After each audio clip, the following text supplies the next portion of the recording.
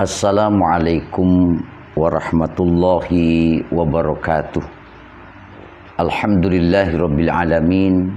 Wassalatu wassalamu ala sayyidina Muhammadin wa ala alihi wa sahbihi ajmain, amma ba'du.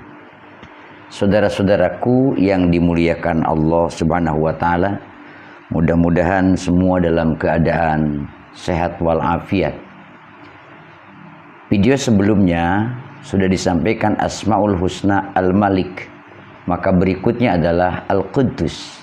Di antara nama Allah yang paling mendasar dalam akidah adalah Al-Quddus, artinya yang maha suci. Allah Subhanahu wa taala berfirman di dalam Al-Qur'an, A'udzu billahi minasyaitonir rajim, huwallazi la ilaha illa huwal malikul quddusus salamul mu'minul muhaimin al-muhaiminul azizul jabbarul mutakabbir. Ayat ini sudah disampaikan sebelumnya dalam pembahasan Al-Malik, tapi kali ini dalam pembahasan Al-Quddus. Dialah Allah, tidak ada Tuhan selain Allah, selain Dia, yaitu Al-Malik, Al-Quddus. Makna Al-Quddus dalam akidah adalah Allah yang maha suci secara mutlak dari segala kekurangan dan dari segala penyerupaan dengan makhluk. Kesucian ini adalah mencakup kepada suci dalam zatnya, suci dalam sifatnya, suci dalam perbuatannya. Jadi pidati, fisifati, fi af'ali, suci dari bentuk, suci dari batas, suci dari ukuran dan arah seperti makhluk, termasuk dari warna dan lain sebagainya. Karena Allah telah menegaskan di dalam Al-Qur'anil Karim, laisa kamitslihi syai'un wa huwas sami'ul basir, yang artinya tidak ada sesuatu pun yang serupa dengannya, yakni dengan Allah, dan Dia maha mendengar lagi maha melihat. Ayat ini adalah pondasi akidah. Bagian pertama menafikan penyerupaan, karena dalam sifatnya itu ada mukhalafatulil hawadis, berarti tidak ada penyerupaan kepada makhluk. Bagian kedua yaitu menetapkan sifat. Maka kita menetapkan sifat Allah itu sebagaimana datang dalam wahyu yang tadi laisa kamitslihi itu, tanpa menyerupakan dengan makhluk yang manapun. Saudara-saudaraku yang dirahmati Allah, dalam sejarah pernah muncul yang disebut atau kita kenal dengan paham al-mujassimah, yaitu pemahaman yang menggambarkan Allah dengan gambaran fisik. Mereka memahami sifat-sifat Allah dengan ukuran makhluk. Makanya disebutnya tadi mujassimah. Nah, padahal Allah Subhanahu wa taala maha suci dari apa yang diserupakan itu. Imam Abu Hanifah rahimahullah mengatakan, man syabbahallaha bisyai'in min khalqihi faqad kafara. Ini kata Imam Abu Hanifah, barang siapa menyerupakan Allah dengan sesuatu dari makhluknya, maka ia telah kafir. Na'udzubillahi min dzalik. Kenapa begitu? Karena menyerupakan Allah berarti menafikan kemahasucian Allah yang disebut tadi Al-Quddus. Dengan menyerupakan itu berarti menghilangkan kemahasucian Allah. Lihat sebuah contoh. Allah Subhanahu wa taala berfirman di dalam Al-Qur'anil Karim, A'udzu billahi minasyaitonir rajim, Ar-Rahmanu 'alal 'arsyistawa.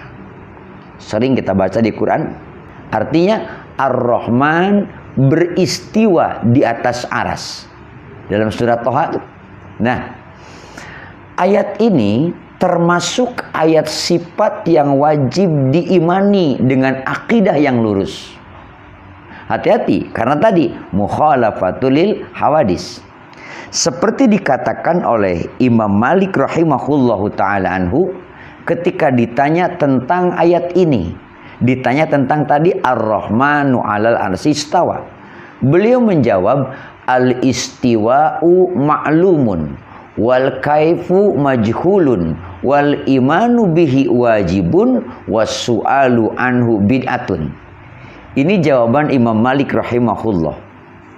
Beliau mengatakan istiwa itu diketahui maknanya.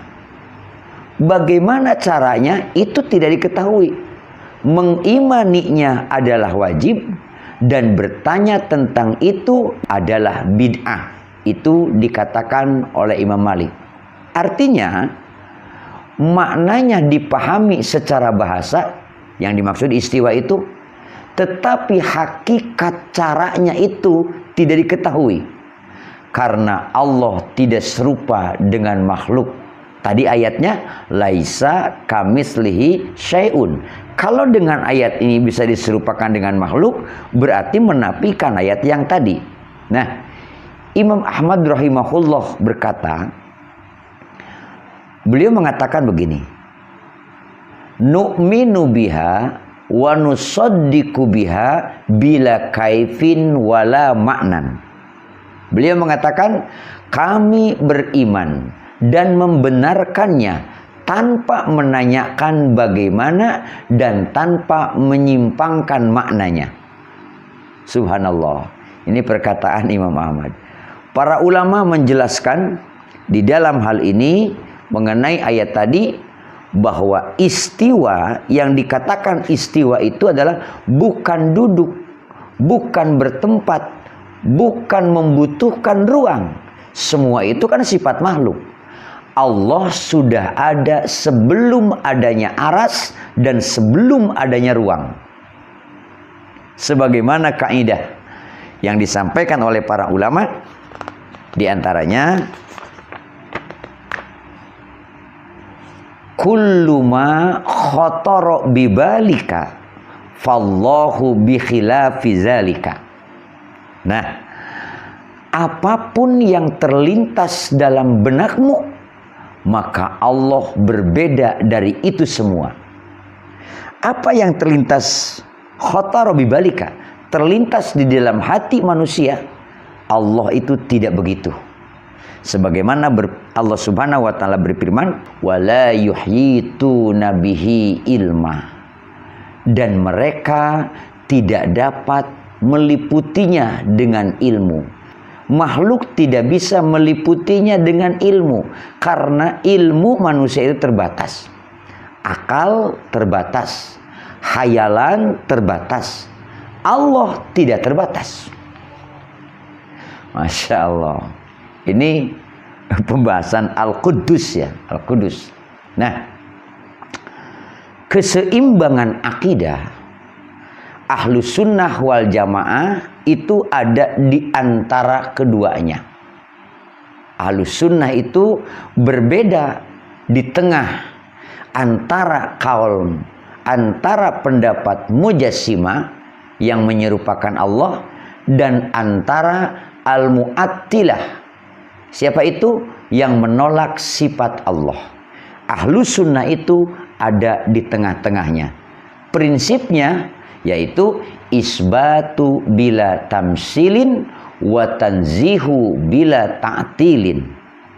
Maknanya menetapkan tanpa menyerupakan dan mensucikan tanpa menolak. Inilah makna Al-Quddus di dalam akidah yang diyakini oleh Ahlus Sunnah wal Jamaah.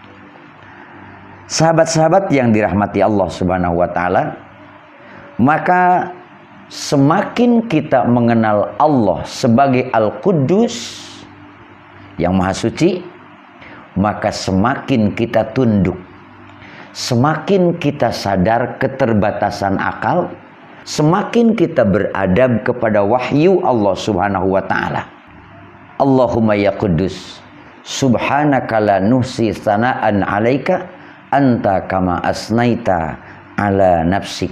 Ya Allah yang Maha Suci, sucikan kami dari penyerupaan dan penyimpangan. Tetapkan kami di atas tauhid yang murni hingga akhir hayat kami dalam keadaan lurus dan dalam keadaan husnul khatimah. Amin ya rabbal alamin. Terima kasih. Wassalamualaikum warahmatullahi wabarakatuh.